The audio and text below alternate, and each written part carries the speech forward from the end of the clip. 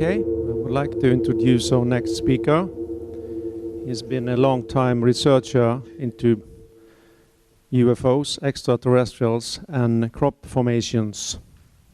Usually, a person is very much into one of these areas, more seldom both. So we are very interested in hearing his insights and experiences and information that Alan Foster is going to give us today. Okay, welcome. Thank you very much. Thank you. Thank you. Thank you. Can you hear me okay? Is it coming out? Yeah, okay. Right, hello everybody. So just to give you an idea of my background before I start the presentation, my name is Alan Foster. I'm a writer, researcher and lecturer on UFOs, crop formations, environmental and spiritual issues. I've been studying this subject for over 39 years now, since I had a UFO encounter in April 1973, strangely enough as I was returning from my confirmation into the church. I've worked in various industries, including 18 years in the airline industry, some of that working as a manager of an airline operation that provided the commercial transport for the US military. I was the UK manager and then the Mediterranean manager of the commercial airline travel operation working with the military. I currently work in aircraft operations at an international airport. Now, as for regarding crop formations, I've been studying those in depth for the last 18 years. I live fairly close to where the main formations are appearing in southern Britain. So it's fairly easy. Within an hour and a half I can get to some of the most amazing formations. So I've studied this in depth, as I say, for 18 years and worked with one of the leading research groups back in the 1990s that were looking into this, also in a scientific level as well. So the title of this talk today is Crop Formations, Message for Humanity. And in a way I think that's what they are. Now, as you're fully aware of this subject, I'm sure, there is a huge hoaxing element to this that's been going on. But what I would regard as the genuine formations are quite incredible. They involve not just complex geometry and advanced mathematics, but messages that relate to SETI communications, to life forms, to various different things such as prophecy and predictions, as well as religious and spiritual symbols as well, which have been appearing. So the feeling is, when you look at the genuine reality of this, is that there has been a communication going on, trying to give people an opportunity to wake up to the fact that something big is going on here, and that we are at this pivotal time, this transition time on Earth, and that we do have sort of help and guidance from these type of communications. Now, as I say, I'm sure most of you in here are familiar with crop formations, but this current era began basically from the late 80s and then moving into the early 90s, where they started off as simple circles and circles with rings, but then becoming more elaborate into the 1990s, when, particularly when this particular formation appeared in 1990 at a place called Eastfield in Alton Barnes in Wiltshire. Now, again, this was stepping it beyond those sort of simple circles and starting to become formations. But even this one, as you can see, is fairly simple. And yet I'll show you some, as this presentation goes on, that are so complex in their geometry and mathematics that you'll realise there is no way could you create these using ropes and planks of wood during the middle of the night. But it was when this one appeared in 1990 that more and more people started to take an interest in the fact that, you know, something was going on here. So people started travelling around the world from various different places to start studying this. This is also when mainstream scientific research began from 1990 onwards and actually continues up to the present day. Now, there was a group called the BLT group, which stands for the initials of the people that were part of that, from John Burke, Dr. William Levingood, who was a biophysicist, and Nancy Talbot. Now, they themselves use professional scientific consultants, people like biophysicists, analytical chemists, geologists, geochemists, and mineralogists. So did serious research looking into these. And what they found is that the crop in the genuine formations seems to go through a change in its cellular structure. It's as though the crop itself is being superheated and any moisture within the crop turns to steam, and then the image can be downloaded because the crop becomes more malleable, and the images are downloaded probably only in a matter of seconds, the genuine formations. They also see that with that, and you saw this last night with that, the DVD last night, that you actually have a change in the elongation of the nodes. You can see here, compared to the normal control samples. And what happens is, in some of the formations, there is a bending of the node, like at a 90-degree angle, sometimes a foot off the ground. So this, again, you couldn't do if you were just crushing it with ropes and planks of wood. And you get this elongation, but even sometimes sort of expulsion cavities where the steam blows out. So they know that this is part of that superheating process. But there are also magnetic anomalies as well. Many of the formations that you go into, they'll actually affect, for instance, a compass, where the compass will spin wildly when you're within the formation, but then works normally as you come out. And batteries in cameras often fail within genuine formations. Once again, they work okay when they're outside. And I've actually spoken to people from the BBC that have done documentaries on this, with very expensive cameras where they've gone into the formations and the batteries completely fail. But once they come back out again, they actually still work. So there is this energy component to the genuine formations, which has been seen, including with dowsing and things like that. That once again you wouldn't have if this was just normal ropes and planks of wood. In fact, even some of the researchers who've flown helicopters over the formations, they've found that as the helicopter flies over a formation, the instruments go erratic in the helicopter, and then as they fly beyond it, they clear up again and it's back to normal. So they know that in some cases the energy dome is huge. It can be, tens of meters into the sky and probably going into the earth as well. Now, moving on, in 1991, this formation appeared just below the ancient hill fort called Barbary Castle, which is just south of Swindon in Wiltshire. Now, the night that appeared, there were a group of people doing a night watch, and they said that during the night they saw a large triangular UFO hovering over a field, shining a beam of light down. So the following day, they went back to have a look at that particular location and came across this formation. Now, their general feeling was that what it was trying to portray was the fact that there should be a balance between mind, body and spirit, which of course there should be. Now, what is interesting about this particular formation, this is when they were starting to become more elaborate as the early 90s began moving onwards. This is actually referred to by Carlos Diaz. Once again, I'm sure you're familiar with him, the guy from Tepoztlan in Mexico, south of Mexico City, that's been seeing this object, or objects plural, for 20 odd years, from 1981 when he took this particular picture.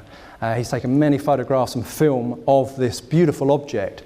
It's known as the jellyfish craft for obvious reasons, but it's believed to be plasma made from energy, a highly advanced thinking, sentient, organic technology beyond just sort of metallic technology, as if that wasn't impressive enough.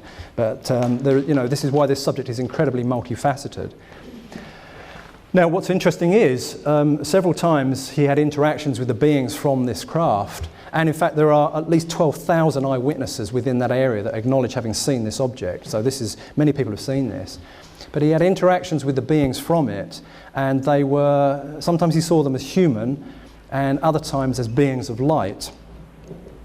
On several occasions, he was actually taken in the craft and taken inside large cavern systems, which he believed were in the mountains. And on one occasion, when he was actually filming this, he's standing on a high level within this cavern, and one of these objects, which is possibly 10 metres to 30 metres across, was below him, hovering in the cavern below him. And below that, there was an image, either projected or literally carved on a rock below that UFO, of the same image you just saw with that crop formation, that triangular formation. He, once again, felt very strongly that it was relating to the balance between mind, body and spirit. And so once he saw that formation, of course, to him, that was really important. This incident occurred, that was on the 11th of January 1998, so it was after the formation had appeared, but clearly to them this was a significant image. Now, Many of you have seen this, I'm sure. This is an incredible formation that appeared on Sunday, the 27th of July 1996. And this is an amazing formation, particularly because it appeared during the middle of a busy Sunday afternoon with nobody seeing how it actually appeared. Now, as you can see, this is below one of the beautiful stone areas in the UK, in southern UK, which is Stonehenge up here. Now, this is the busy A303 road below it with traffic passing, and this appeared basically without anybody seeing what had actually happened. There are witnesses to say that this appeared really quickly. There are some security guards that were doing their rounds of Stonehenge, and from there, as you go around, you can look down onto the road and the field below, and they said there was nothing there. About 30 minutes later, they came back once again and walked around the site and then looked down and saw this huge formation. This formation, if you straighten it out, is about 900 feet in length, which is probably, 250, 280 metres, with 193 different circles. But there was also a pilot of a light aircraft that was flying people around the ancient sites to show people the ancient sites. Stonehenge here, and further north is Avebury Stone Circle. So he was flying people around, showed them Stonehenge, there was nothing there. He landed at a nearby airfield, refueled, brought some more people back to look at the ancient sites, and returned about 20 minutes later. And as he flew around now, he saw this huge formation. He said there's no way was that there before, because he would have seen it, as would have the passengers as well. Now, what's interesting is that the people that surveyed that formation, looking at how the crop is flowing, whether it's clockwise, anti-clockwise, various aspects, which I'll sort of highlight later on as well, it took them at least 4 hours to survey the formation. So it was showing that, once again, that the genuine formations, it's believed that they actually appear probably in a matter of seconds, sort of downloading into the crop. And you've certainly seen that film footage of the balls of light flying around the field, where the image downloads, like literally downloads into the crop. That was back in 1996. And another thing, we saw that footage not long after it had been filmed, before it was then sort of debunked in the media. And the original footage shows two of those balls of light flying away from the field, passing through a hedge, through another field, and then passing through another hedge going on into the distance. That is usually cropped out in the footage that you see. So to us, when we saw that, and we realised that this just felt right, this is how the genuine formations were appearing, but also that the technology was able to pass through the solid matter of the hedges without being affected. Now, this is impressive. This is actually based on the golden mean, which is in sacred geometry. But it's also, if you cut through a shell, for instance, you see that within the shell, or like with plants, the growing plants, ferns, how they create this spiral. It's beautiful. But about a week later, then appeared a triple spiral. Well, initially, I'll just tell you about this. That particular formation, over the years, I mentioned about the energy that's around the formations. This was one of those that had some of the most powerful energies that many people have experienced. It was just below Stonehenge. As I say, this is an illustration by my wife, and it was on one of the ley lines. Now, they don't all appear on ley lines, although a lot of them do, but this particular one had incredibly powerful energy, and she actually saw this. There were these sort of plumes of energy and vortexes of energy, including these little orbs of light that were in it, that were really, really powerful. And in fact, that as she's shown that artwork at various different places over the years, many people have come up to us and said that that's exactly what they saw in that particular formation as well. It was that powerful an energy. So it does show that there's more to this than just crushing with ropes and planks of wood, definitely. Now, so you had that single spiral, and then about a week later then appeared this formation, which is a huge formation. This is actually 1,000 feet across, about 300 metres, and it appeared not far from the other stone circle, the main stone circle at Avebury, at a place called Windmill Hill, funnily enough. But as you can see, it's huge. It actually even goes into another field beyond. But is about 1,000 feet or 300 metres from here to here. Now, this is when these were starting to become, larger and more profound, and you began to realise they were just too big to be able to create within sort of a couple of hours of darkness during the night. And in fact, from above, this one, as many, are perfect to the millimetre. And just to sort of highlight that, if you look at the central circle here, and the first 3 circles around it, from above they create a perfect equilateral triangle. And then the next 3, and the next 3, and so on and so forth, until you get to the last 3, you actually have like a spiralling vortex of equilateral triangles getting bigger or smaller depending on how you look at it. Now, what adds even greater complexity to that is if you look at, in fact that's 2 people standing in there, just to give you an idea of how big that is. But if you notice all the little dots in the middle of these, they are all standing centres to each circle, and in fact many of them are different as well, so they're not all the same. Some is little like a circle of standing crop, others are like a fan, sometimes they're spun down into what look like little donuts or crown shapes or corn dollies, and each one can be different, and sometimes they are off-centre, so the centre of the circle is not actually in the centre. Very complex, and of course you would add so much more time to creating this if this was being done artificially. So anyway, you had the, this is 1996, you had the single spiral that I just showed, then this incredible triple spiral appeared. And then on the 13th of August 2000, on top of a hill called Milk Hill in Otten Barnes, then appeared a 6-fold spiral, and that's when this appeared, getting even more complex now. This is a huge formation. This is about 800 feet across, 200 odd metres, 250 metres. It's a huge formation, and there are over 400 circles within that formation.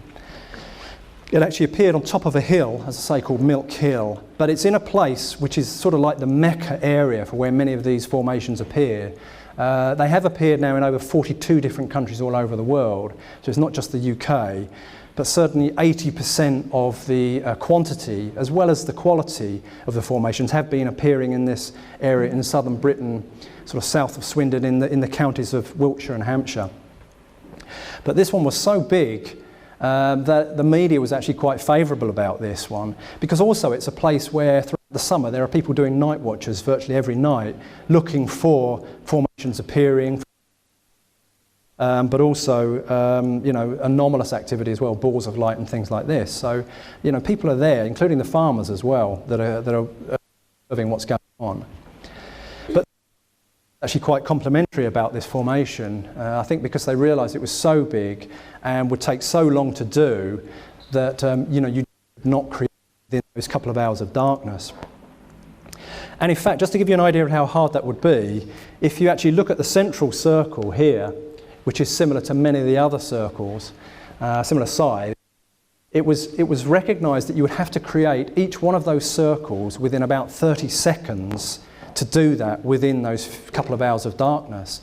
So if you look at that as an example, doing each one of these in 30 seconds, that is a photograph that I took within that central circle with the camera on a raised tripod looking down. And you can see it's absolutely huge. You know, it's hard to grasp how big these are until you actually get within the formation, when the crop sort of comes up to about the top of your thigh. So this is just the central circle with the centre over here. That's one of the arms going out here. This is one of the other arms going out there. But it also gives you an example of the fact that they are not necessarily on flat canvas. You know, it's not just art. The land itself is often undulating, it's very uneven, you can get clay on your boots and things like this, and yet you can go into formations that have no damage whatsoever. You can see the land dips here, and on the right it actually drops over the edge of the field, and yet from above this formation is perfect, again to the millimetre. Now after we'd been in that formation, we then went down to another formation in the field below, and as we were getting in there it was getting dark. Now, while we were in there, my wife psychically felt that there was a presence within the formation with us. Not technology, but actually, you know, a being within there. And in the direction that she could see it, she actually felt that it was like an orb. She actually saw it as an orb, but recognised it as a presence. So I actually took a picture of it in that direction to have a look, and it came out with this quite dense orb within the formation itself. Now, this was taken with an ordinary camera with ordinary film as well. This was not digital technology.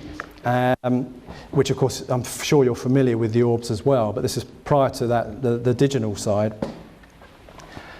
And the orbs themselves are very much interlinked with the formations over the years. There seems to definitely be technology to the orbs as part of the creative process or as observational technology after the event. I mentioned previously the one of the formation that was being created back in 1996 where the orbs are filmed, but many other people have seen the orbs, they've filmed them. Farmers have acknowledged seeing them fly towards them and over their tractors as they're driving along. They're often seen filmed once a formation has been created, flying along the top of the crop and then dropping into the formation and then flying out again on the other side. So there is a real feeling that they're part of possibly the, as I say, either the creative process or as an observational technology beyond after it actually happened. But I don't think that they are the orbs as we're seeing, referred to as the more opaque orbs that people are seeing as well. This, to me, is something slightly different. And the orbs here, I believe, from countless research over a long period of time, certainly from sort of the mid-90s onwards, once you get rid of things like light refraction from dust, sort of snowflakes, raindrops, etc. It's looking as though what we're actually seeing are, or taking images of, spirits within the dimension beyond this, the actual orb phenomena. And if it is true, and I believe it is, that there is a raise in frequency happening, and possibly what is actually happening is we're shifting up, moving more into the fourth and beyond, hopefully, that we're starting to acknowledge and see these objects or these spirits in the technology, in the dimension beyond this. Do you want to take that off? Or? No, just leave it on. Okay. This just maybe the battery. Okay. Just put this for Okay. battery. All right. And yet, some people say that, of course, the orbs themselves are to do with sort of failings of the CCD elements of the digital cameras, so that you can sort of discount it. But many of the images, when they started to happen, which again was really in the sort of early to mid-90s, most people were still using ordinary film and ordinary cameras. Certainly the one that I just showed you was, as was this. Now, I show this one not only to highlight this information, but also this was actually taken in a place that used to be a mental hospital. A lot of torture went on there when you know what actually happened at these places. And yet it was being renovated and turned into apartments. And because of that, there was a huge amount of poltergeist activity going on at this particular place, which I've also witnessed and was a part of as well. We saw this stuff that was going on. And I think these two here are spirits, basically, are ghosts in that particular location. But as I say, there is a technology involved with the crop formations that's not necessarily the orbs, but an actual technological aspect to this. And clearly, the military are fully aware of this as well. Now, last year, on the 29th of June 2011, where we live, this is actually a picture of from where we live, in southern England, in Somerset. We were out one night watching with telescope looking at Saturn. It was a beautiful night and Saturn was really looking fantastic in the sky. As the evening progressed, we suddenly started to see more and more helicopter activity building up. South of where I live is a base called Yeovilton, which is a naval air station. So there are helicopters back and forward, but something was clearly going on because there were more and more, up to 4 or 5 helicopters flying backwards and forwards. So we began to realise this, something strange is happening. So obviously you start watching. We had the binoculars out, and at one stage I went round the side of the house and I was looking, and there are hills behind us, and a helicopter came over the hill. Was then flying sort of past the house. And as I was watching the helicopter, I suddenly noticed in front of it, there was an orb flying directly in front of it. Now this is an illustration of that. That's the moon up there. And this orb was probably about that big across, about 30 metres in front, 100 feet in front of the helicopter. The helicopter was clearly chasing this object. So as I saw it, once it had sort of passed to my right, I ran round the house to tell my wife to look, so that she could see it as well. And thankfully she'd been watching as well, and actually with the binoculars she was looking at the orb and then obviously the helicopter, so she could see it as well. Now I highlight that because, again, in relation to crop formations, the military are clearly observing this as well, and this was also shown last night. They are, well, even though obviously UFO encounters are dismissed in mainstream, not only are they fully aware of the UFO reality, but they are also aware of much smaller objects and able to track them clearly because of the way they had built up this amount of helicopters were building up for a reason. And as I say, you see this many times in the crop formations. I've seen it, and people have filmed it as well, where these orbs are around and then helicopters appear and they actually start chasing these objects. And then the objects can fly off at phenomenal speed, sometimes returning to the point where they were originally, as if to highlight that they're there for ordinary people to observe, but so the military are fully aware of this stuff as well. But there is a more insidious side. They're not just observing. As part of the crop formation for researchers over the years, many times helicopters actually come and harass people and sort of scare people out of the formations. I've seen this myself. I show this image of a gazelle just to sort of give you an example, but there's one particular formation that we went into in 1996 at the East Field, again in Alton Barnes in Wiltshire. This was the double helix DNA formation. It was a really amazing formation when it appeared. And when we first went into the formation, the mainstream media from one of the UK's leading newspapers were in there, and they interviewed us and asked us, what did we think that the formations were. We said that we believe that they are sort of a message for humanity, as I say, as an awakening process, so that people can start to wake up to the fact that something big is going on and about to happen. Anyway, and that appeared in the mainstream media. But after they had left, not long after they'd left, then suddenly one of these gazelles, military helicopters, turned up, about as close as that is if you were standing here watching it. It was so close that you could see the faces of the pilots as they were looking down at us. They knew what they were doing, and yet they were, it was terrifying. They sort of came as close as they could, and clearly they were intimidating us. There was also one of the leading researchers at that time. She also had the same experience in that same formation. She'd been in there. She came up the hill to where her car was parked. As she was looking down onto the field below, filming this, and suddenly she heard this thundering roar, as if a train was approaching. But there are no trains in that area. And suddenly, right in front of her, one of these gazelles, literally, it had flown right underneath the hill, rose up right in front of her. I've seen the film footage, she's filming this in shock. It started to approach to her so close, the rotors were spinning just above her head, and it was kicking up all the dirt and the dust and twigs and things around her. So in fear, she just jumped into the car, through the camera, which was still filming, started the car, drove onto the road without looking, so there could have been an accident. She drove down the hill, and this helicopter then chased her down the hill, buzzing the top of her car, until eventually further down she then ended up driving off, and the helicopter sort of moved away. She's so afraid of this event that she's actually now afraid of dragonflies. I don't know if you know the insect, the ones that have the big wings that hover over ponds and things like that, because the way they fly in that erratic motion. She's actually got a fear of those now because of this. But I highlight this because, this is the stuff that you'll never hear in the mainstream media, and that this is going on, and people are being intimidated, and clearly the military are watching what's going on here. Now, there is also a complexity to the crop formations that also generally isn't highlighted to show, a very complex weave of the crop. So once again, this goes beyond just crushing with ropes and planks of wood. We've been in formations where when you look at the crop, you can see that it flows in, say, like a clockwise direction. And if you actually lift up the crop, underneath it, there is crop flowing in an anti-clockwise direction. I mean, I don't even know how you would do that. Many of the formations have crop that flows like liquid, like water, where areas come together and it sort of splashes as if two areas of water were joining. There is often like weaving, like cloth, or even plaiting, like hair. Very, very complex. But one of the first that really sort of highlighted that was this particular formation, and this appeared in 1999. It was known as the basket formation for obvious reasons, because it really looked like one of those sort of wicker baskets.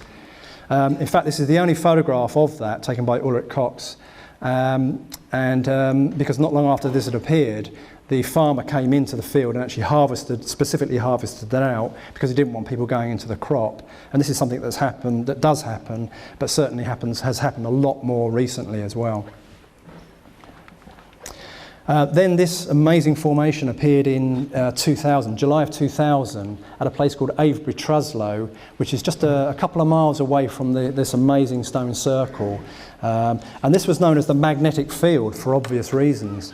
Some of you may remember when we were at school, we used to have a piece of white paper and put iron filings on it and put a magnet underneath it, and it would actually show the magnetic field of the lines of the magnetic field from the magnet.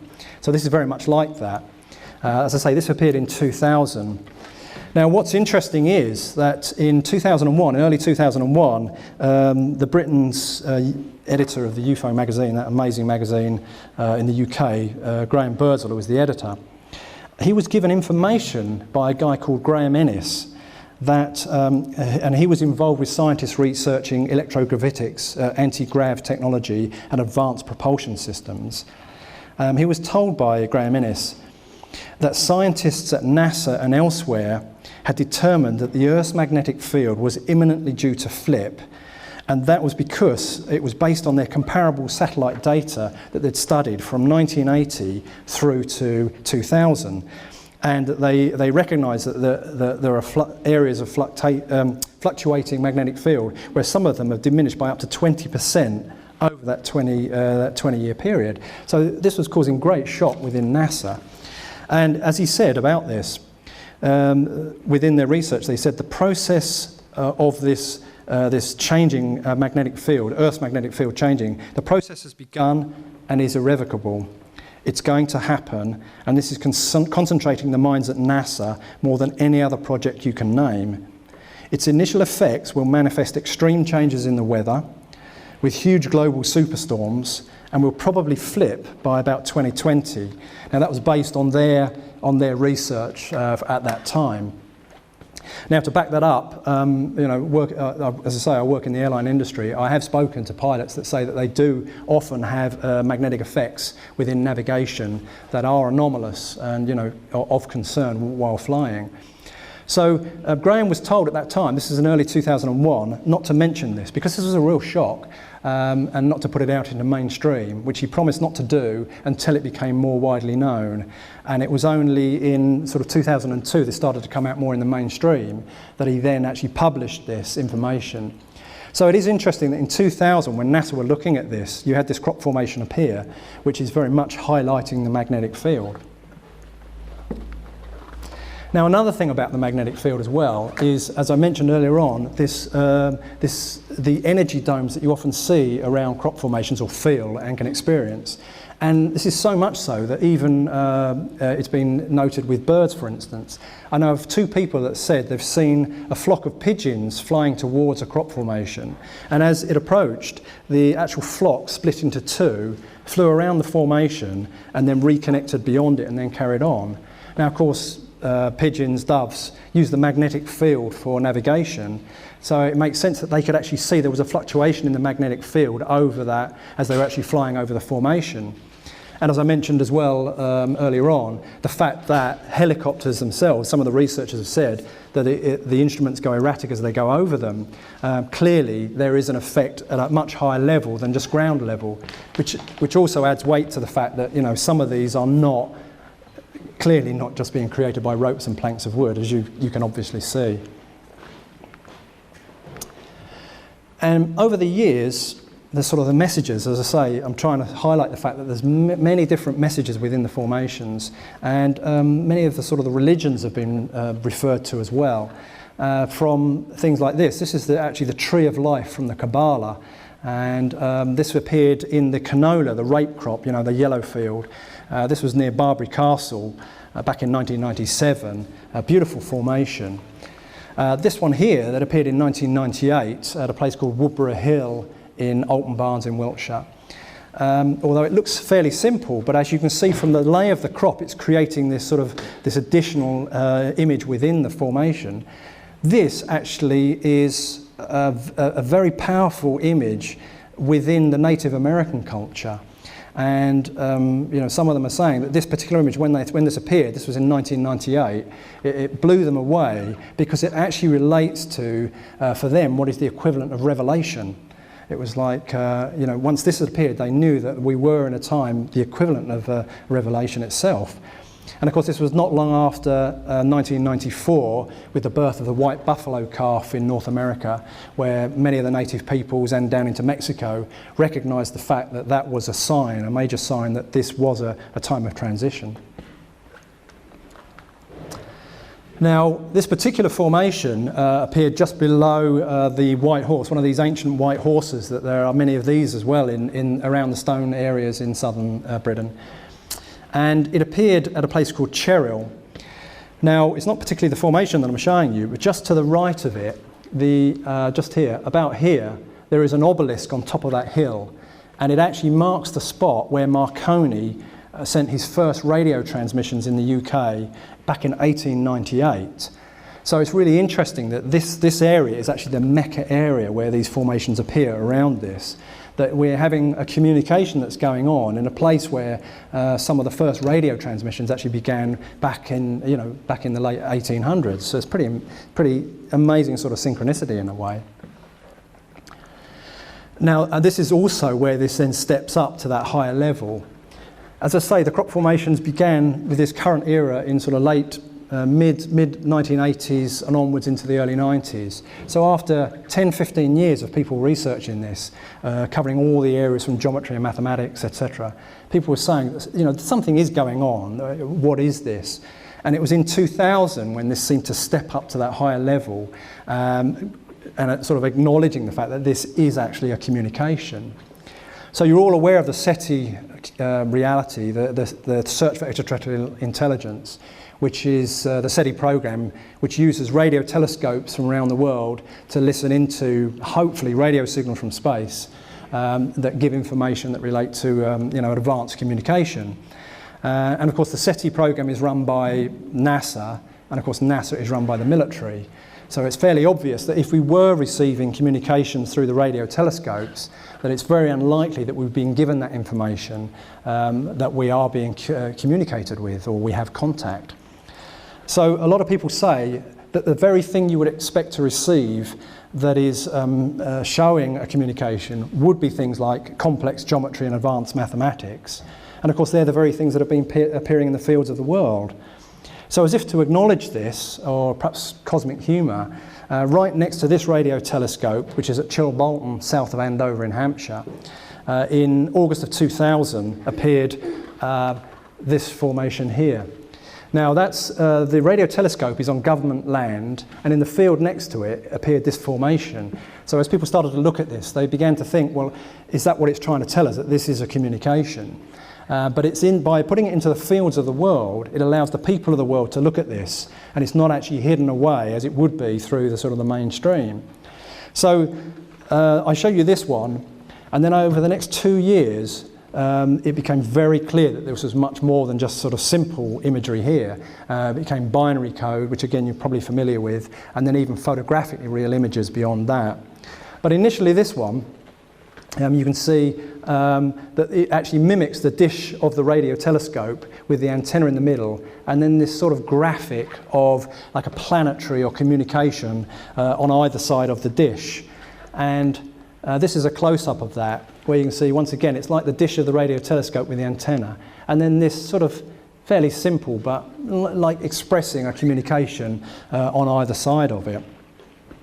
Now, as I say, this is where this started. This is sort of like 1D in a way. Then the following year, virtually to the day, is then when two formations appeared in the same place in the field. Now, the first one that I just showed you appeared round about here. That's where the radio telescope. So within this one, there were two formations. The one at the top, which is very much like a face, either human or humanoid, and the other one, which is pointing straight at the radio telescope, is based on that binary code message that was sent into space by the SETI program themselves back in November 1974 as a communication into space. So it's like a reply to that, but of course there are anomalies within the formation, and that is exactly what you would look for if you were looking for a communication. So I'll highlight those in a second. But initially, if you look at the face, in fact, the further back you are, if you squint your eyes, it becomes more 3D. This is like modern newspaper, black and white newspaper, where you have white paper with black dots. If you look at it closely, it's hard to see the image, but as you pull away, you'll then see the image of a person that you recognise from those black dots on newspaper. It's made of hundreds of circles of standing crop, ranging from probably this is just one corner of that, just to give you an example, hundreds of circles ranging from probably about a foot across here, these probably about 4 feet across. But the crop itself is not crushed, it's not snapped or broken, it's actually flowing like liquid within those circles. So you have that, and then the other one that appeared next to it, which is this. This is about 250 feet in length and made up once again of hundreds of squares and oblongs of standing crop. From the ground level, you haven't got any idea what that is. It's only from the aerial overview that you actually can see what that is. Now, as I say, this was based on this binary code message that was sent back in November 1974 into space from the huge Arecibo radio telescope in Puerto Rico. I mean, this is huge. This is built into a dish within the mountain. That's a helicopter landing pad there. These are the admin buildings, just to give you an idea of the size of this place. And this 2D, in effect, binary code message was sent into space. And I'll just give you an idea of the information that was within that. On the right is the translation of the binary code message that was sent into space. And on the left is the block form of that. So you can compare that with the crop formation in a second. But just to highlight some of the areas within it, initially at the bottom, there was a little mini graphic of the Arecibo radio telescope showing the dish with the antenna. Above it, there was the solar system with the third planet out raised up, which of course is planet Earth, showing that this is the planet with life in it. Above that was then the humanoid figure, us, we live on that planet. Other things as well, like the double helix of DNA. There were numbers of nucleotides in DNA. The formulas for bases for sugars and bases in nucleotides of DNA, atomic numbers for oxygen, nitrogen, carbon, etc. This was an intelligent communication sent into space. So if you look at this, the block form, which is here, and now if you zigzag backwards and forwards at the actual crop formation, as you look at it, you start to see more and more anomalies within that formation. And like in a contact situation, that is exactly what you would look for. You would look for the anomalies to see what they're trying to say. Now, once again, there are many within that, but I'll just highlight a few. One classic example is the DNA structure is different. And certainly, when you look at the hybridization program, where genetic material taken from people mixed with the genetic material certainly from the greys, a new hybrid race being created. This is being acknowledged, and that there is a different DNA structure within those beings. So this is pointing to that. There's also, instead of the human figure, you have below that what is a little mini graphic of a grey, for instance, with the large head, the big eyes, and the small body. And below that, so instead of the human figure, you've got what is a grey. Below that, in the area that is showing the planet with life, the third planet out, you can see there are 3 areas raised up. So not only the Earth, which as we know is abundant, or used to be abundant with life. In the middle, you have Mars. And Mars, even from Viking Orbiter back in 1976, showed that Mars itself used to have vast rivers, lakes and oceans on it. There are photographs of what looked like vegetation on Mars that actually expands in the summer and contracts in the winter. And there are also anomalies, certainly at the Cydonia region, of what look like pyramidal structures. And there are geologists that have actually looked at these and said that they look artificial. They don't believe they're from natural wind erosion. So clearly there is or was life on Mars. And beyond that, you've got the 4 dots there that probably relate to the 4 Galilean moons around Jupiter. So once again saying, certainly Europa, the ice world, many microbiologists believe that there is life under the liquid water of Europa. So this is highlighting the fact there's more just within our own solar system of life, let alone anywhere else in the galaxy or cosmos. And then at the bottom, the pièce de résistance of the formation itself is there is a little mini graphic at the bottom of the formation that appeared there the year before, the one that I just showed you, which has the like the dish in the middle and then with this sort of cosmic or planetary communication on either side. So the original message showed the Arecibo telescope as that it was sent from there. What people felt this formation was trying to do, as well as all the information, was to say that ETs are already here on Earth. And indeed they are. Now, you've just seen the other one. As if that's not enough, this has now taken this to a 2D, a binary code level. Then the following year, virtually to the day, just 8 miles down the road, underneath now a bank of microwave towers, and the SETI program's looking into the microwave spectrum as well as the radio spectrum, is when this one here appeared. The microwaves are just up here off screen. And I'll just give you an idea of this while I'm talking about this. That's a car parked there. So it gives you an idea of the size of these formations. That particular one is about 350 feet in length. And it's now stepped up to this higher level, more like a photographically real image, three-dimensional. And in fact, it's not running in line with the tram lines. The tram lines, of course, are where the tractors spray the crops. They're about roughly 25 metres apart, 80 odd feet between each tram line. And so it's not running in line with that. It's just made, the image itself is just made up of many, many lines of depressed crop that create like this photographic image. And once again, the further back you are, or if you squint your eyes slightly, it brings out the more 3D aspect of it. Even what is incredible, if you notice, on the left-hand side, it's even like shading of the cheek. I mean, that part of it, I don't even know how that was part of the process, of the creative process, to actually create shading like you would in a real photograph. Behind his shoulder are possibly, they are meant to represent 3 UFOs in the distance. But what's incredible about this, of course, is the disc itself. Now, this appeared around about the 25th anniversary of the Voyager probe, the one that went out into space that had that golden disc on board with people speaking, music playing, children talking, which was, of course, of a communication if that probe was discovered by ETs out in space. Now, some people say that the disc itself is made up of circles, but it is actually much more complex than that. It is actually a spiral of crop that flows from the centre of that all the way out and eventually comes to the bottom there, and it comes out underneath there, flowing in an anti-clockwise direction. Now, I walked that, and it took me about 15 or 20 minutes to walk at normal speed. So that, if you straightened that out, that would be the equivalent of about a mile in length, or 1.5 k's in length. It's a huge thing. On a sloping field, which it is, quite a steeply sloping field, you'd have a job to create a spiral like that in a computer, let alone on a sloping field at night, just with ropes and planks of wood. And yet that's only part of it. What's even more amazing is, if you notice the dark areas of the formation, they're all standing crop, and the light areas are all laid crop. So wherever you are within that spiral, it's not random or haphazard, they all point into the centre. So all of the laid areas literally point into the centre of the formation itself. It's staggeringly complex. So people felt that what he was doing, he was actually holding up a disc as a communication. So using the ASCII code in the computer, this was translated, and supposedly it comes up with this. It says, "Beware the bearers of false gifts and their broken promises.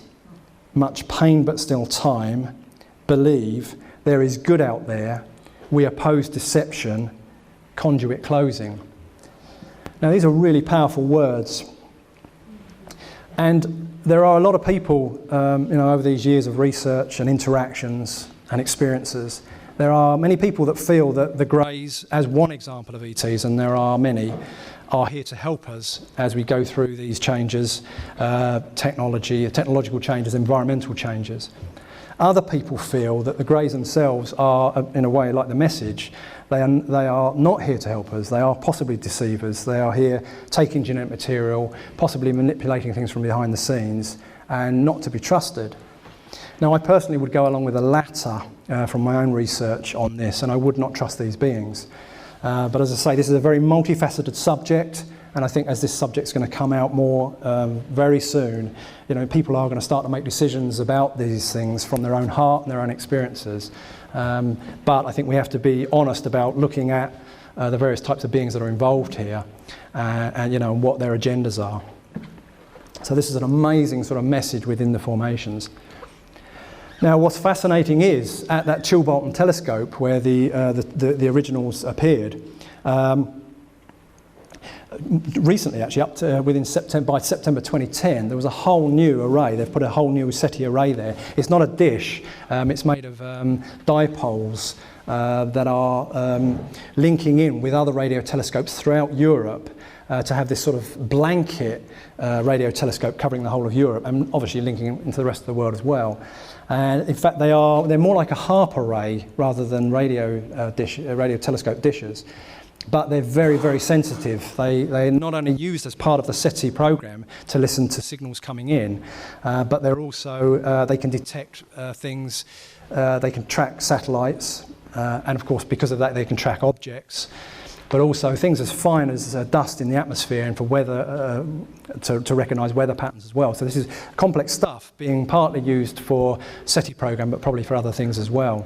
So it's interesting that probably the most important communication that happened globally as far as this type of SETI communication, they've now got a massive SETI array operating at that area.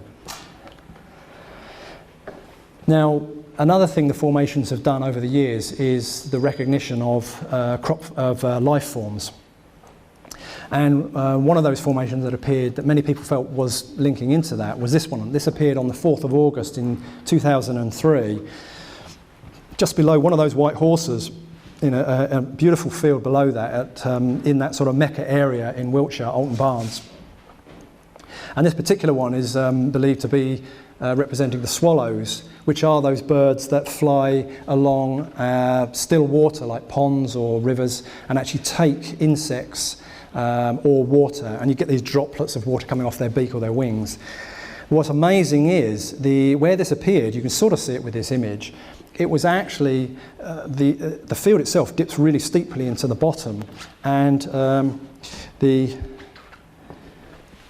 it's quite steep in there as you look down at it, and it really did look as though the birds were actually flying down into that dip and then flying out the other side. When you look down from the hill above, it was really beautiful.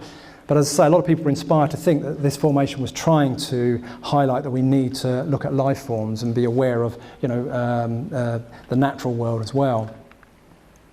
That certainly applied with this particular one.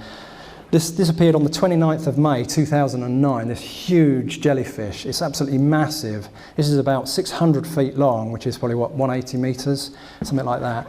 But it appeared right next to yet another ancient site, which is just up here. It's called Wayland Smithy. It's an ancient burial mound east of the city of Swindon in Wiltshire. Again, people were feeling that this particular formation was saying, not only sort of land life, but also look at your oceans as well, including the jellyfish. This is something that I'm going to highlight tomorrow at the talk tomorrow about the fact that the changes that are happening in the natural world are not only devastating, but there's also some incredible things and strange things happening, which, as I say, I'll talk about tomorrow. But regarding the jellyfish as well, this is not only aquatic, but it's the fact that many people have also said that they've actually seen what is like jellyfish in the skies of the world. And you saw earlier on, of course, Carlos Diaz, the yellowy-orange plasma craft that I showed you earlier on, which many people call a jellyfish craft. And it's as though these are, in some cases, are like these, they're actually using the atmosphere. They're much finer than normal, and than you'd have, say, like in the ocean. And the atmosphere is like an ocean to these beings. They're much finer, harder to see or detect, and yet they are there. Many people, you've probably seen a lot of footage from Mexico particularly, where in some cases what look like jellyfish are in the sky, and they're actually birthing these orbs that are coming out of them, seen from different angles as well. Sometimes more orbs are coming out of them than actually the size of the object itself. So that is really weird as well. They've been seen in various places around the world, including this. This is an illustration from objects that were seen in Cape Town. where there was this huge, once again, like a jellyfish object, and these other orbs, but they were more than just sort of standard orbs. People felt it was like a plankton, literally an illuminated plankton that was flying around. I also know someone who saw, they were living in Slough, which is west of London, and they actually said they saw a huge manta ray, like they have in the ocean, the ones that sort of fly, beautiful creature, flying through the sky over the city. This person would never lie, I assure you, who saw this. And yet again, she said it was very transparent. You could actually see through it. It's as though it was sort of, as you would expect, like a jellyfish, but in the sky. And you've got the stuff in Mexico, but you've also got the SETI footage as well. The space shuttle footage. The classic one, of course, in relation to this was the footage from 1996 from the STS-75, the footage where they were towing that, the space shuttle was towing that tether behind it, they were dragging behind, and eventually it snapped, and this tether then moved away. Once it was about 100 miles, 150 k's behind the space shuttle itself, as they were filming it, suddenly space around it seemed to fill with what looked like jellyfish, basically. One of them was so big that as it actually flew in front of the tether, and with distance, they actually calculated that it was probably about 5 miles across, or 8 kilometres across, this object. Now, again, what that does to me is to show that there's so much more to life than just what we see here with our own ordinary senses, and that it's not just the life forms that we know on Earth and in the oceans, but there are finer life forms that exist in the atmosphere, but also out into space as well. And I think that applies throughout the cosmos, that this is teeming with life, and it's very special, which is why there's obviously concern at what we're doing on the planet at this time. Now, you're all aware, of course, of the Mexican footage, the Mexican experiences that have been going on, particularly that began in 1991. And this is when, on the 11th of July 1991, during the total solar eclipse, thousands, millions of people were out in Mexico City watching the eclipse as it went dark, when UFOs appeared in the skies over Mexico. This was filmed and photographed by many, many people. And this began this new wave of UFO interactions, incredible interactions that have been happening, particularly in South America. Now, it was only after this had occurred that I actually realised that what happened with this one is that it actually fulfilled a 1,200-year-old ancient Mayan prophecy that said, on the birth of that particular sun, as it came out from behind the eclipse, it was going to herald the dawn of a new age of cosmic awareness as the masters of the stars will return to Earth, and it would herald this new age of cosmic awareness and of Earth changes. And of course that's exactly what's happened since 91 onwards. There are more and more people who have been waking up to this sort of cosmic reality. The crop formations have become more and more complex, giving communications. People are aware of the UFO ET reality, but also Earth changes have increased more and more. The things that we're seeing now, up to tsunami, volcanoes, etc. So it was literally like this ancient prophecy was fulfilled. This, of course, then stimulated interest within the crop formation world as well. And one of the leading researchers in Mexico, of course, is Jaime Maussan, which you're all familiar with, I'm sure. Brilliant researcher. And he was seeing that some of these formations were starting to highlight aspects within the Mayan reality. So when this appeared, this formation here, and the one that I'll show you next to it, when they appeared this one was on the 9th of August 2005, and then the next one was on the 13th of August 2005. These appeared in two fields next to each other, just by Wayland Smithy, the place that I just showed you that had that jellyfish, so near an ancient site as well. He had experts in Mayan look at these formations. When he realised the information that was contained within them, he immediately flew from Mexico City to the UK to come and look at these because they were so important to him. Now the information within this one, it relays to the December 2012 alignment of Earth with the Sun, with the Pleiades star system and the galactic centre. But also within it, there is information that relates to the annular eclipse of 20th of May 2012, which happened, of course, and was seen as it completed its cycle in Mexico. The transit of Venus over the Sun on the 6th of June 2012. but also a possible bridge between the different religions as well, between Christianity, Islam and the native peoples of the world. So this is a really important communication. Now the other formation, which appeared just in the field next to it, was this one. And information within that relates to the return of Quetzalcoatl, the return of the Messiah, and within it are the words Christ, Messiah, catastrophe, eclipse, life, and God, which are powerful words, of course. Now this again was in 2005, as people were projecting obviously forward to 2012 this time, as a major transitional point. Now 10 years before that, in 1995, this formation appeared at a place called Petersfield in Hampshire, and it was relating to the orbits of the planets around the Sun, quite accurately the way it's depicted, where in the middle you have the Sun, and then you have the elliptical orbit of Mercury, then Venus, then the Earth, then Mars, then the asteroid belt, before you go on to Jupiter and Saturn beyond, etc. So back then, when this appeared, this was impressive in the sense that the orbits themselves are standing crop; they're not indented, which at that time was difficult to do. If these were being created by ropes and planks of wood, it's much easier to indent the orbit rather than it is to have the orbit standing. But also, if you notice, the third orbit out, the orbit of the Earth, actually doesn't depict a planet. So you can imagine the debate that raged as to what that's trying to say when this appeared. Some people felt that it was trying to say that we are going through an environmental collapse, and this is really sort of catastrophic. Other people felt that what it was trying to say was that the planet herself is about to go through a transformation, a bit like an ascension process that happened to Christ, where the planet would go to a higher dimension and not be visible on the third dimensional plane, which a lot of people feel that that's what this time is about. So it's interesting you have this sort of debate that raged as to what that actually meant. So going back to 2005 again, around a similar time as the other two formations appeared, this one appeared. And what looked like three triangles in the middle are actually three sevens. And in numerology, 777 relates to the ascension process as I say, ascending to a higher dimension. But with the Mayan imagery around the outside, once again people felt that it was trying to say that we are heading towards a sort of an ascension transformation. Now, that, in a way, was highlighted by this incredible crop formation as well that appeared. This appeared on the 7th of July 2007 in the East Field in Alton Barnes. It's a huge formation. It's about 300 metres, 1,000 feet across from here to here. That up the top are two people walking down the tram line, so it gives you an idea of the size of this. And 500 feet width.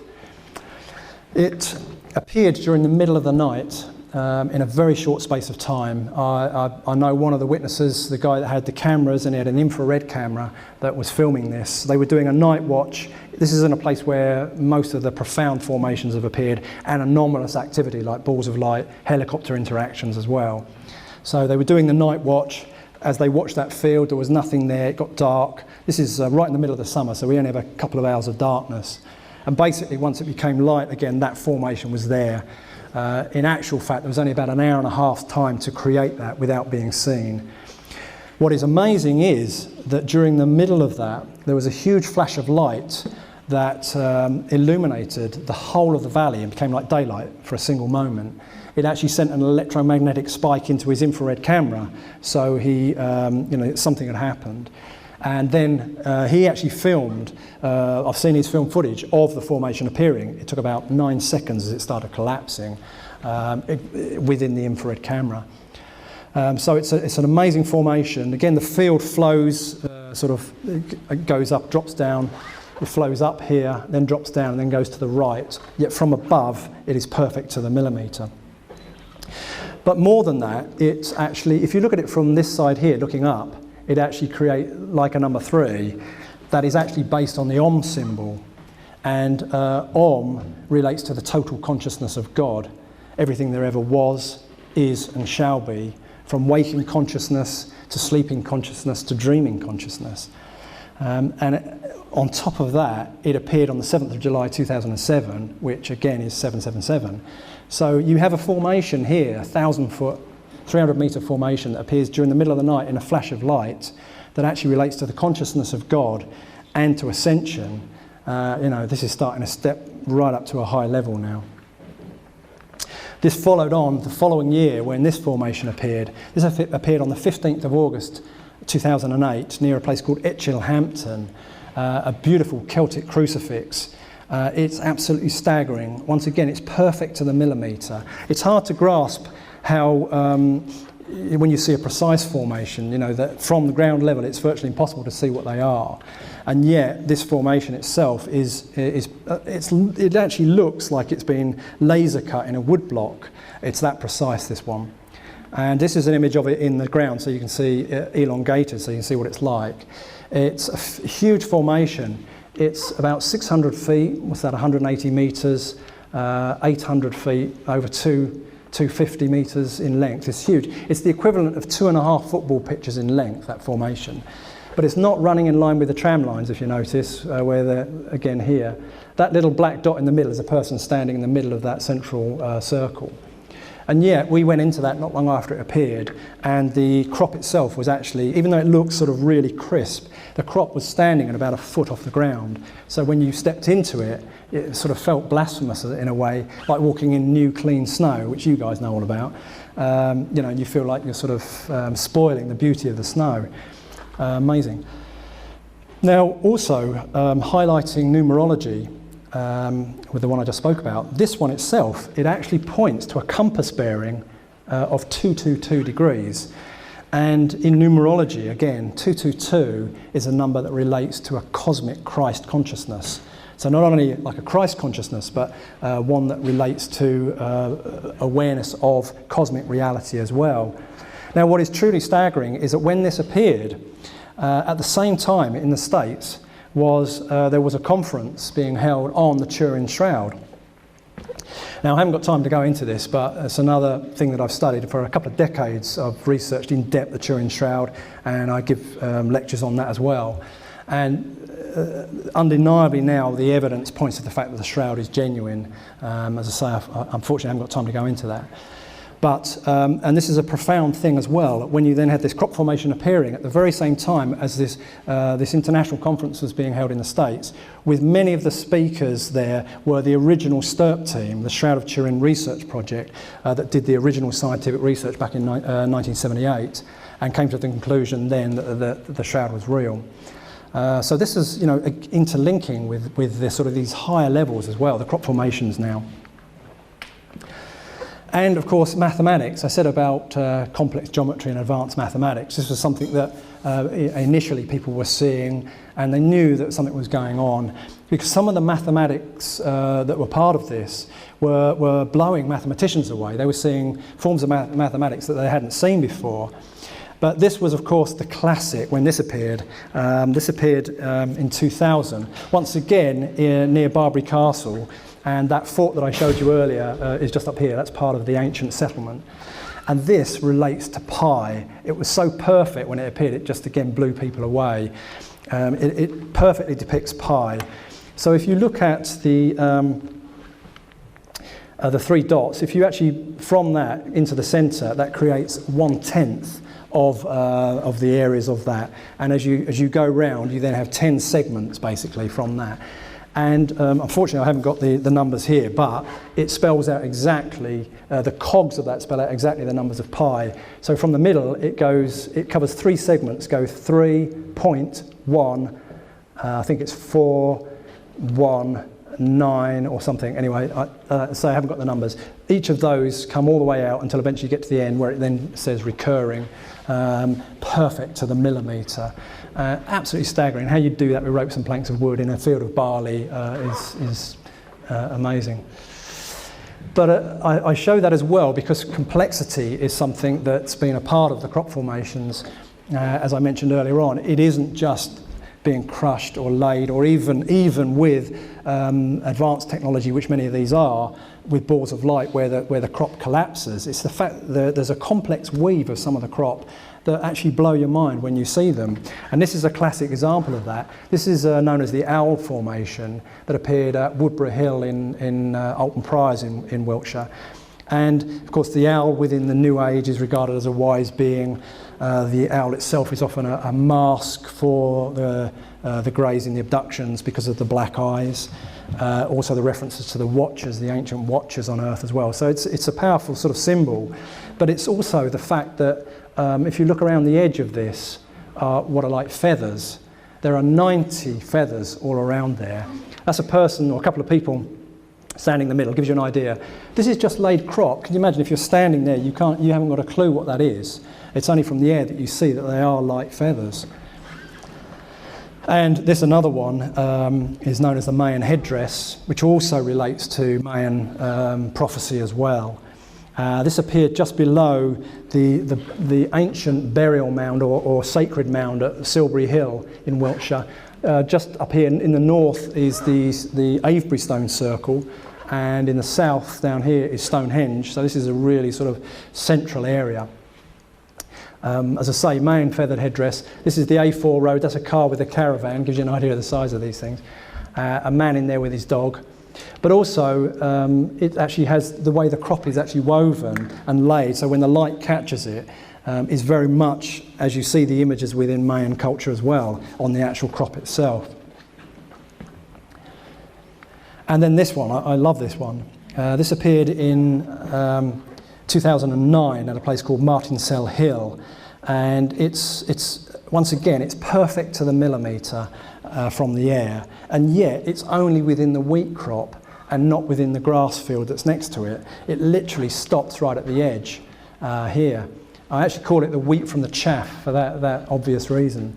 But what is amazing, there was one photograph that was taken, an aerial photograph, that within that field there, not long after it appeared, within that field there were cows eating the grass. And within this photograph, at the very place where, if that arm continued and you had the last circle there, the cows themselves were actually standing in a circle in the perfect place where that circle would be if it had continued within the field. So it's as though they were actually, recognising the energy again, but within the field. It's an amazing picture. Very complex again. Not only the main circles as you see there, but lots of other small circles with standing crop in each of those as well. But as I say, the wheat from the chaff and the different fields as well. I've seen this several times over the years, sort of 18 years of looking at this, where this has happened as well, at other times where it's only the crop itself that is laid and not other things like standing weeds or other crops from a previous year, or poppies and things like that, are often left standing, but only the crops, say like the wheat or the barley or the oats, that are actually laid. It's quite incredible. And this is an example of that. This is from a formation that I believe was a genuine formation that appeared in 2003. Once again, Woodborough Hill in that sort of Mecca area in Wiltshire. That is actually a bunch of weeds that were within the formation itself, and the rest of it was laid except for this one area of standing crop. So, as I've seen this, and other people have spoken of this as well, it begs the question, what's going on here? When you look at again, hoaxing aside, you look at the genuine formations, and in many cases they seem to be being able to be created by this technology, either ufological or the balls of light themselves, the orbs. Are they able to work with crop specific? Are they crop specific? Can they actually work with the actual type of crop and ask for that to lay, with the technology to make it lay, or even a request? I mean, that's taking it obviously to the furthest level, when they can actually ask for only for the wheat rather than the weeds, etc. But it has happened enough times, and I've heard it from enough people. It is as though the technology itself can denote the type of species of plant that is laid, which is pretty impressive stuff. Now, moving forward to 2010, to me, probably the most impressive formations that appeared in 2010 were these two. This was further east than they normally appear. This was in West Berkshire, sort of coming west of London, and they were on either side of the M4 motorway, which is one of the UK's busiest motorways. And you had this formation here that appeared on this side, which is actually like the face of Christ on the Turin shroud. and on the other side is like the back of the head image on the shroud as well. But because they're on either sides of the motorway, it's literally like it's trying to denote that one is the front and one is the back. Now, I'll also in a second, I'll just highlight the fact that just up the road here, there are two villages which I think are very important to this subject as well. So this appeared in 2010, in the same year that the shroud, the Turin shroud, was actually being exhibited in Turin over a 43-day period. So it's like a semi-acknowledgement of that reality. Now, initially, if you look at the face, again, it's very, on the shroud itself is very basic, the positive image, but it's when you look at the negative that you actually see the three-dimensional image, like photographically real image, where you have this one with the crops spiralling in one direction, and then across the motorway, you see the motorway there. The other one, which is like the back of the head area, very much like the shroud, and the circles of crop were flowing in another direction, the opposite direction, as if, again, denoting sort of front and back. Here, where you have like the blood flow areas, which you do on the shroud itself. When those two are put together, it becomes more realistic. When you actually overlay them, it looks more like the face, the positive image of the face, which is impressive. Now, I mentioned two villages just up the road from this, where this appeared. It appeared near a place called Wickham. On the other side of the road, up the road, is rather interesting, whether this has got anything to do with this or not, but I'll come to that in a sec, sorry. Just to show you this. This was the actual exposition of the Turin shroud. This was a 43-day period from April into May at the cathedral in Turin. There was something like 2 million pilgrims went to see the shroud from all over the world.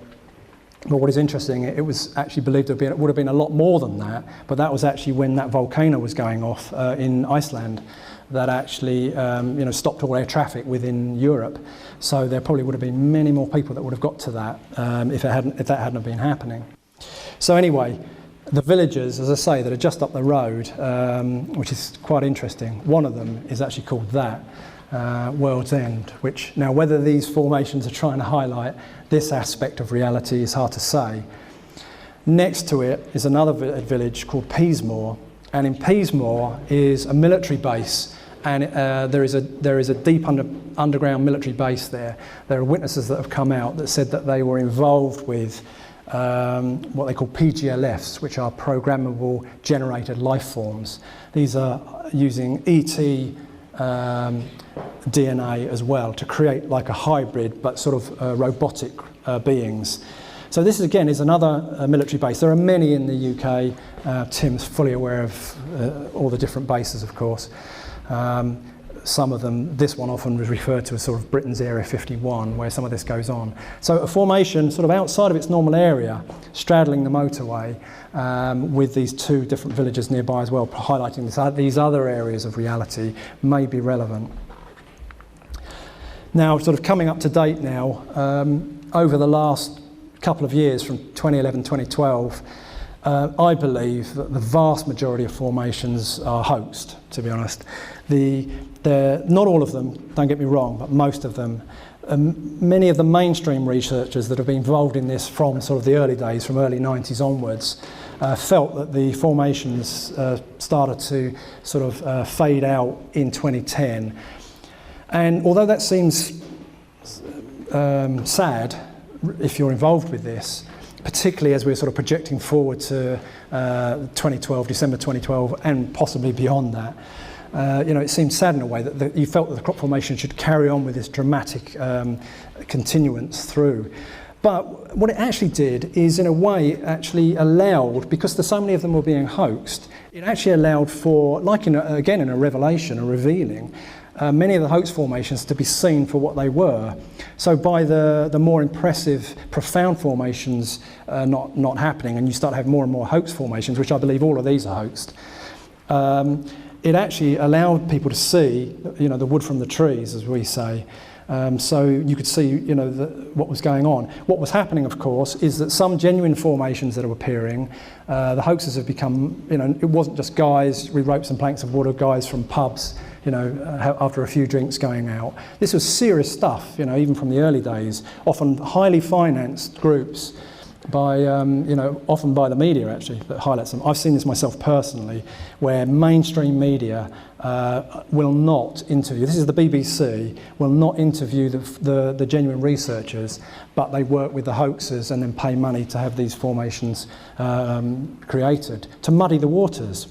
So over this last couple of years, in a way, it's given us an opportunity to see how many hoaxes there are, but also many of the formations that are hoaxed, there are great and elaborate write-ups within crop formation websites that say how incredible the geometry is, or the reason it was created, what it relates to, and it seems very impressive, but actually it's still a hoaxed formation. So I think with those 2 years, as I say, it cleared the way for us to see what was going on as part of this revealing that's happening. And this, of course, applies in other areas. We're starting to see, the true nature of reality in other areas as well. However, for this year anyway, to me, this is the final sort of formation. One of the most impressive that appeared this year, which I believe is genuine, was when this one appeared. This is an incredible formation.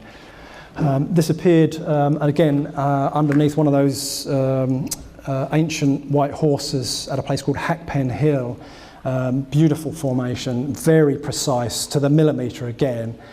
And even, as you can see, I spoke about the complex weave of the crop. The fact that the crop itself, around the edge inside here, is actually woven like cloth, very complex. It's what I believe that's trying to say, because I think most of the genuine formations all had a message. It wasn't for art and art, the sake of art. The real formations all had a message, which is why a lot of them you could say, if there's no message, then what is the point? If we're being communicated with, which I think we are. This one, I believe, it relates to nanotechnology, and it's a warning of nanotechnology that's invading the cells now. This is out there, this is being unleashed in our clothing and our food, very scary. And nanotechnology is a technology that's at least 70 times smaller than a red blood cell. And this is scary stuff. So to me, this is being highlighted with that, where it's trying to highlight like fractal, which is what it is in a way, nanotechnology, entering into a cell. And you can see the way there's that very fine line there, as though it's actually penetrated in there. Now, I actually walked some of that line there. That line is so narrow that it's actually less than the width of your hip when you're walking in there. So, there's only literally a few strands of crop. Again, how you would do that, walking like that with a rope or, poles and things like that, without it being wiggly, I don't know, it's quite incredible. And this is another one that sort of gives you an overview of it, just to highlight that. This is within the field. Once again, there are ancient sites up at the top here. This one, clearly, you can see the light on the weave of the crop. Also, as I mentioned, nanotechnology is being used in clothes for intelligent clothing, to even change colour, or so dirt falls off it and stuff. But this is being washed into the rivers and the oceans, a real problem. Okay, this is the last slide. As you can see, what I've tried to do with this presentation is to show you this journey really from the early 90s right through to now, which has been incredible. Clearly there is a hoaxing element to this, and a lot of it has been muddied, but even some of the hoaxers themselves have actually said that they've seen anomalous phenomena like the balls of light or the military interactions and things like that, even though they're hoaxing some of the formations. The genuine formations, which most of those that I've shown today I believe are, they're trying to get a message across. And I think that they're trying to say that the fact that we are at this incredible time of change, something is coming, and you can have faith and believe in that. That's what it certainly did for me. At times when you would sort of doubt, is this really a transitional point? Is something going to happen? The one thing the crop formations did, as well as all the other things that are going on around the world, is that it sort of gave you a foundation to recognise the fact that, yes, something is happening. There is help for us and guidance, and you can keep faith with that we are at this time. So I think there's some incredible things about to happen over the next months, possibly 6 months or a year or so. Some incredible changes coming, and to me they've definitely given me the faith to keep going looking at these things. Thank you very much.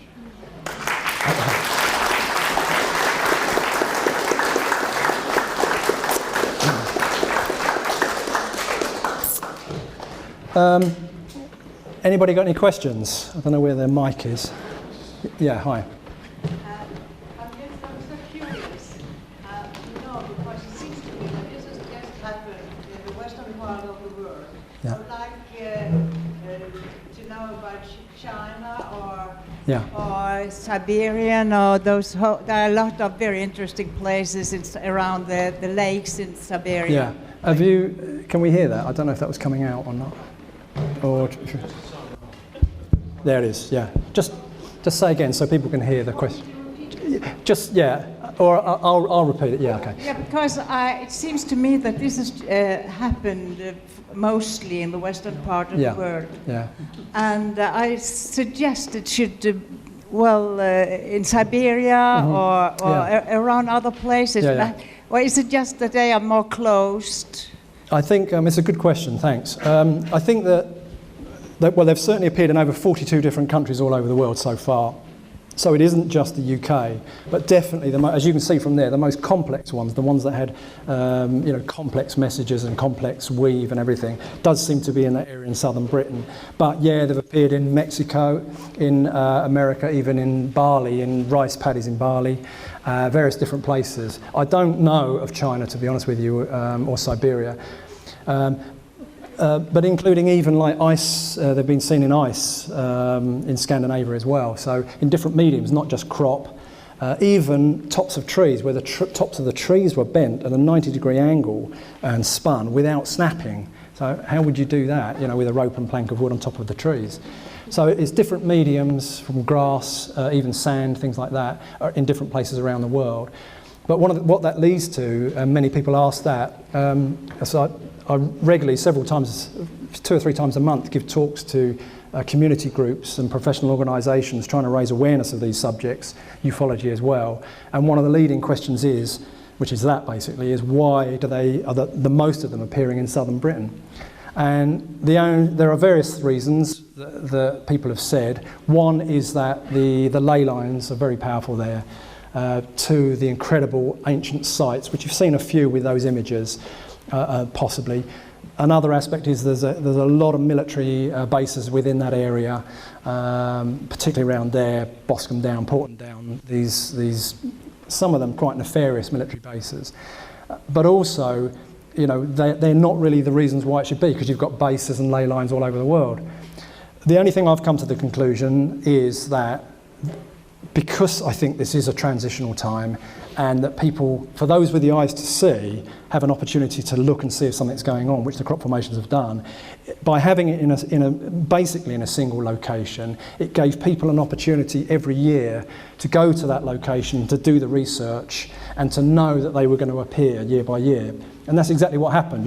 The mainstream researchers knew that they could go and see them. They were, in a way, they were like Native American sand paintings, which are truly beautiful with different colours of sand, where they make the painting. Once they're finished with it, they wipe the sand painting clear, and you think, no, don't do that, it's too beautiful. But it's the same with the formations, of course. Once they're harvested at the end of the season, that's like the end of it. But then came another year, and so on and so forth. So I think bottom line is, they have appeared in different places, but it allowed people to go to that particular area to do the study. But thanks for that. Sir. Okay, I have another question. Oh. The ones that are hoaxed, are they made by microwave technology, or are they made mechanically just by pushing down the... I think the vast majority, of course, are pushed down. As an example, I can't remember the year, 2000 possibly, we knew of one formation that that was created. This was with a group, one of the teams that worked there. They worked with the farmer. It took them 3 days to create this formation using, various technology, surveying technology they used. They had the permission of the farmer. The farmer was paid £10,000, whatever that is in krona, a lot of money, for the purpose of this, to allow this to happen. It was photographed and filmed by the media, and then was put out into the mainstream media that this was a genuine formation, when we knew it wasn't. And as I say, I've seen that. I've been at places where the BBC have come along and they've filmed. It's at a conference where the leading researchers are there, and they don't speak to any of them. It's staggering. It's hard to believe this goes on, but within this world we know it does. Ufology as well, of course. So they only then go off with the hoaxers who then show them how it's done with ropes and planks of wood. And that went on. One of the main programs about farming that appears in the UK every week, they just work with the hoaxers, not with the people that were involved. So this goes on all the time. Generally, it is mechanical. Some people think the British military may have microwave technology, but I don't really go with that because I think that although there is a superheating that happens with the genuine formations, I think our technology would burn the crop. So it's a good point. Yeah, hi. Didn't you say it was put? It's hard to say it in English.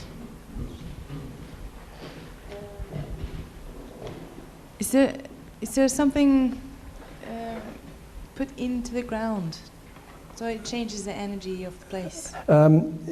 With that superheating process, what they've found is that the crop... Magnetic field. Yeah, exactly. Yeah, exactly. They've found that the crop goes through a change in its cellular structure, and that can't happen with ropes and planks of wood as part of that process. And because of that, this is why there was these serious guys involved, like I say, biophysicists, analytical chemists, geologists, mineralogists, people like that. Because what they found, they then started doing tests on the actual seeds of the crop, and they also always took control samples every 10 metres going out from the formation itself, and then they would look at how they would grow in various different conditions. In some cases, the seed heads within the formation would grow much more vigorously than the control samples outside. Other times they would be wilted and not as strong as the other. So it was showing that some were being affected positively and others negatively. But what is interesting with that question is, of course, that these have been appearing certainly in southern Britain over this 20-odd years in places where we eat this wheat and barley for bread and for beer, the process of beer and stuff. So people have been ingesting this within our food. In areas where these are created. And it could be an energy boost for the ley lines. I think, yeah, I mean, some of the formations appear on the ley lines, but they're not like all... vitamins to the plant. Well, that may be, yeah, true, yeah. The image I showed you of the vortex was definitely a very powerful one. That would have affected the crop, yeah. Sir, you were going to ask a question.